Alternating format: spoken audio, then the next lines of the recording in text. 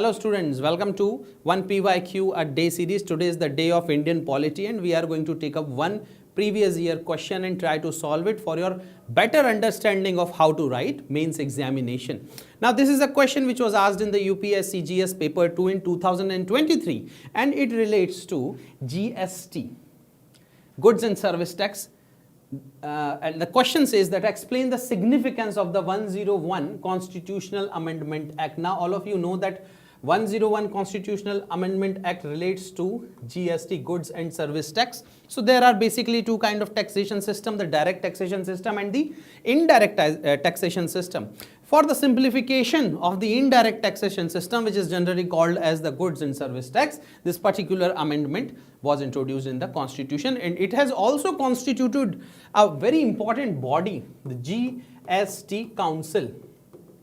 Okay, now the GST Council is a constitutional body and its provision have been written under Article 279A of the Constitution. So what you have to write is the significance of this GST amendment, the 101 Constitutional Amendment.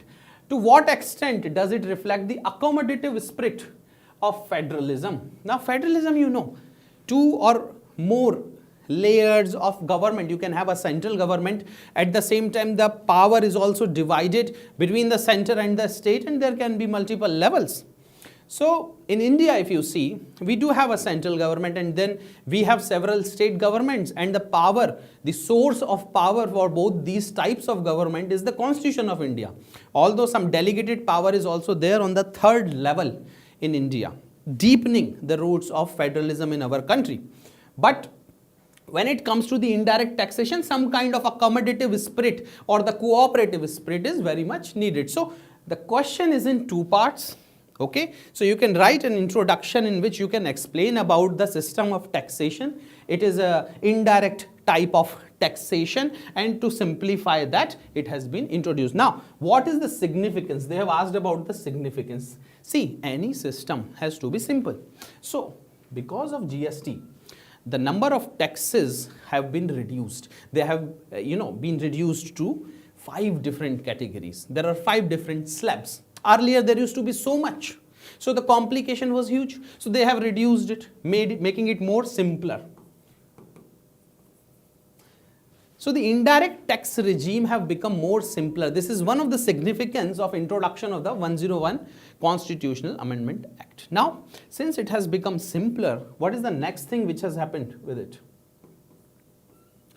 It has become more transparent because of the use of technology.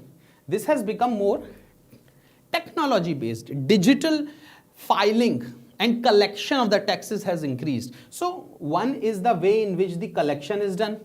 One is the way in which the filing is done. Both have become simpler. And both these things, the collection and the filing, also relates to transparency.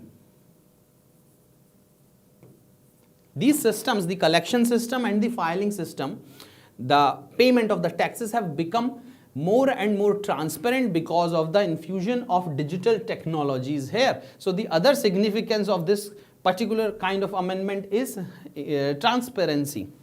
Now the third thing, one of the most important element when it comes to taxation, any kind of taxation, the direct one or the indirect one, is how much tax are you able to collect. So the collection have increased considerably.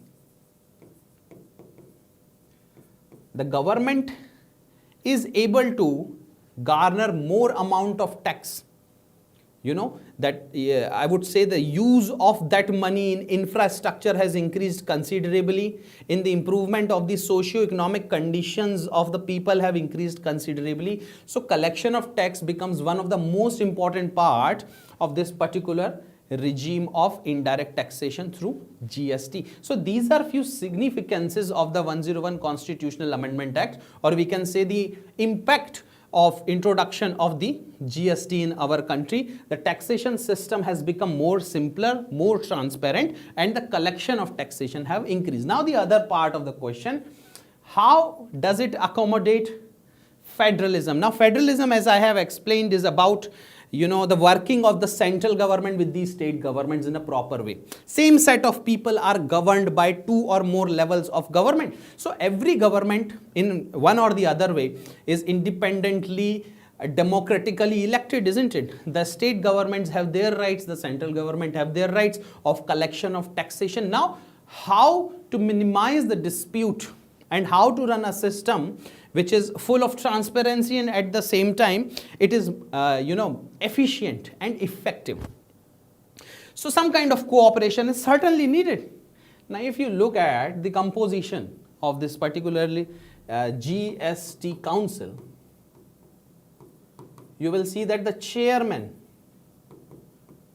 and this is a constitutional body by the way, under Article 279A, it's a constitutional body. The chairman is the finance minister and the other members are the finance ministers of different states. So the participation of the central government and of that of the state government is there in this GST council. Now this GST council solves dispute between the center and different states or between two states.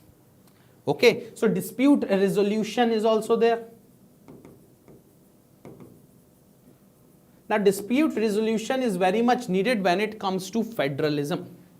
The spirit of federalism can only be alive when there is dispute resolution mechanism and an effective, efficient dispute resolution mechanism, which is thankfully given by the GST council. These are the two very important things. Now third thing is the voting pattern. If you see, 1/3 of the voting powers are with the central government and 2/3 are with the states. Out of this 2/3, the state with more population gets more power of voting. So simply this has been divided in such a manner on the basis of population where the states with more population have more rights to vote. And every decision which is taken by this GST council has to be taken by a voting which will require 3/4 of the support. This shows a great spirit of cooperative federalism in our country. And that is the reason why this question has been asked by UPSC in 2023. Because the GST council, which was introduced somewhere in 2016 and effective from 2017, have started to show improved collection of taxes. And at the same time, you see, cooperative federalism has increased manifold.